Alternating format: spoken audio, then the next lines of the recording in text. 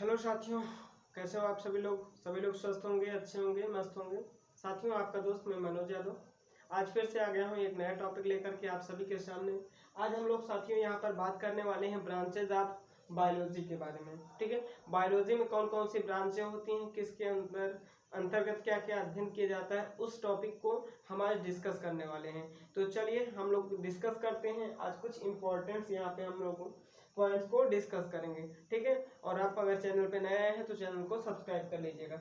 चलिए हम लोग देखते हैं साथियों, और सबसे पहले समझते हैं साथियों एनाटॉमी होता क्या है। एनाटॉमी में हम किसके अध्ययन करते हैं तो उसको हम समझने वाले हैं। तो पहला है जो हमारा एनाटॉमी है। एनाटॉमी में क्या होता है, study of the dissections for internal structure of the body, यानी internal study of the internal structure and morphology of the body को हम क्या कहते हैं साथियों, एनाटॉमी कहते हैं।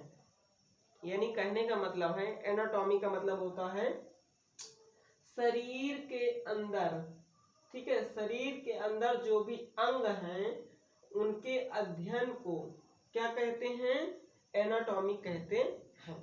ठीक है, और अंग के कार्य को अगर हम बात करते हैं साथियों, अंग के कार्य को हम कहते हैं फिजियोलॉजी। क्या कहते हैं, कार्य को, फंक्शंस को फिजियोलॉजी कहते हैं।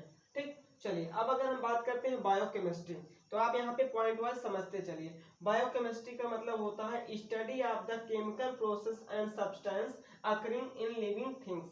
ठीक है, जो हमारे मानव शरीर में या जो जीव जंतुओं में केमिकल्स प्रोसेस होते हैं या जो भी सब्सटेंस पाए जाते हैं, ठीक है, माइक्रो या माइक्रो सब्सटेंस जो भी पाए जाते हैं उसके अध्ययन को कहते हैं बायोकेमिस्ट्री। क्या कहते हैं, बायोकेमिस्ट्री कहते हैं। ठीक, आइए अब हम बात करते हैं साइटोलॉजी की। साइटोलॉजी क्या होता है, the study of the structural and functional cells. ठीक है, यूनिट ऑफ सेल्स को क्या कहते हैं, साइटोलॉजी। ठीक है, साइटोलॉजी यानी सेल के स्ट्रक्चरल और फंक्शंस को अध्ययन करना। ठीक है, और ऑर्गेनेल्स, उसके अंदर प्रेजेंट ऑर्गेनेल्स को भी अध्ययन करना क्या कहलाता है, साइटोलॉजी कहलाता है। ठीक, अब आइए हम लोग बात करते हैं एम्ब्रियोलॉजी। एम्ब्रियोलॉजी का मतलब होता है भ्रूण विज्ञान। क्या कहते हैं इसे, भ्रूण विज्ञान कहते हैं। ठीक है, study of development stage of organisms. ठीक है, जब ऑर्गेनिजम्स का डेवलपमेंट होता है उस स्टेज को अगर हम अध्ययन करते हैं तो उसको कहते हैं एम्ब्रियोलॉजी। ठीक है, एंड द हैचिंग और बर्थ, यानी बर्थ के समय या हैचिंग मींस होता है जब अंडे वाले जो जीव होते हैं वो हैच करते हैं, अंडा को गिराते हैं, ठीक है, अंडा देते हैं उसको कहेंगे। तो उस प्रोसेस को, ठीक है, उस स्टेज को हम कहते हैं एम्ब्रियोलॉजी। समझ में आ गया सभी को। चलिए अब हम बात करते हैं इंडोक्राइनोलॉजी। इंडोक्राइनोलॉजी का मतलब क्या होता है, study of endocrine glands. Study of endocrine glands and hormone action in the body. ऐसे इंडोक्राइन ग्लैंड्स जो हमारे बॉडी में प्रेजेंट हैं उससे सिक्रीट होने वाले हार्मोन्स जो हमारी बॉडी पे क्या एक्शन देते हैं उसके अध्ययन को कहते हैं इंडोक्राइनोलॉजी। ठीक है, चलिए अब हम बात करते हैं इवोल्यूशन की। इवोल्यूशन क्या होता है, study of origin of life. Life की जहां से शुरुआत हुई है उसी के अध्ययन को कहते हैं इवोल्यूशन। क्या कहते हैं, इवोल्यूशन कहते हैं। ठीक, आइए हम बात करते हैं अगला पॉइंट जो हमारा है जेनेटिक्स। क्या है, जेनेटिक्स। जेनेटिक्स क्या होता है, study of heredity and variations. Study of heredity, heredity means क्या होता है, अनुवांशिकता। ठीक है, एंड वेरिएशन, विभिन्नता। अनुवांशिकता और विभिन्नता के अध्ययन को कहते हैं जेनेटिक्स। क्या कहते हैं, अनुवांशिकी कहते हैं। ठीक है, अनुवांशिकता और विभिन्नता के अध्ययन को अनुवांशिकी कहते हैं। ठीक है, हिंदी में अगर आपको समझना है तो ऐसे समझिए, और इंग्लिश में आपको समझना है तो genetics, study of heredity and variation is called genetics. ठीक है, चलिए अब अगर हम बात करते हैं हिस्टोलॉजी की, तो हिस्टोलॉजी क्या होता है, study of tissue bye microscopic. मतलब ऊतक के अध्ययन को, बाय माइक्रोस्कोपिक्स जो अध्ययन होते हैं टिश्यूज के, उनको कहते हैं हिस्टोलॉजी। तो आई होप आपको ये टॉपिक्स, ये पॉइंट्स क्लियर हो गए होंगे। और चलिए अब कुछ और पॉइंट्स हैं उनको भी हम क्लियर कर लेते हैं। इसका स्क्रीनशॉट आप एक ले लीजिए।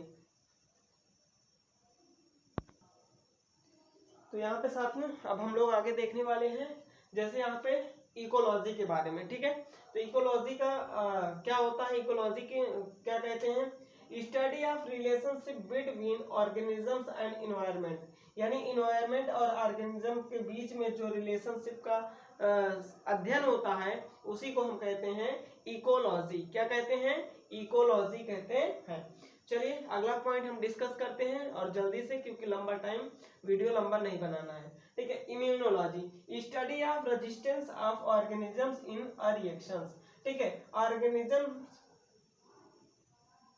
ऑर्गेनिज्म इन रिएक्शंस, ऑर्गेनिज्म का जो रिएक्शंस होता है वो रेजिस्टेंस, ठीक है, उसके अध्ययन को क्या कहते हैं? इम्यूनोलॉजी कहते हैं। ठीक है, आइए हम देखते हैं लिमिनोलॉजी। ठीक है, ये है लिमिनोलॉजी। इसको कहते क्या है? Study of fresh water. ठीक है, फ्रेश वाटर के अध्ययन को हम क्या कहते हैं? लिमिनोलॉजी। जैसे लेक्स, पॉन्ड्स एंड स्ट्रीम्स। ठीक है, झील का हो गया, तालाब का हो गया, या स्ट्रीम्स किसी धारा का हो गया जो तालाब होता है, उसके पानी के अध्ययन को हम कहते हैं लिमिनोलॉजी। क्या कहते हैं? लिमिनोलॉजी कहते हैं। ठीक, आइए मॉलिक्यूलर बायोलॉजी को क्या कहते हैं? उसको, इसके अंतर्गत हम किसका अध्ययन करते हैं? चलिए उसको देखते हैं। Study of life science in molecular level.